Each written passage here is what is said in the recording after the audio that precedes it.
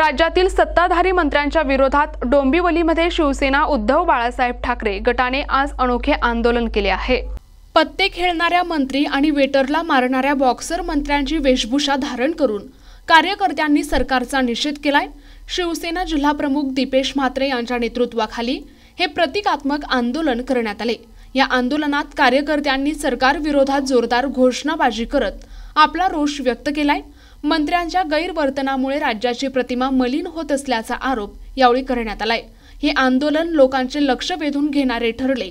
या संदर्भात बोलताना शिवसेना जिल्हा प्रमुख दीपेश म्हात्रे यांनी माध्यमांना आपली भूमिका स्पष्ट केली। हे सरकारचे जे लांछनास्पद मंत्री आहेत, ज्यांनी महाराष्ट्राचं नाव मातीमध्ये मिळवलं आहे, अशा या सरकारच्या मंत्र्यांचा निषेध करण्यासाठी आज महाराष्ट्रभरामध्ये उद्धव बाळासाहेब ठाकरे या पक्षाकडनं हा मोर्चा इथे होतोय आणि यांचा निषेध करण्यासाठी आम्ही आज इथे उपस्थित आहोत।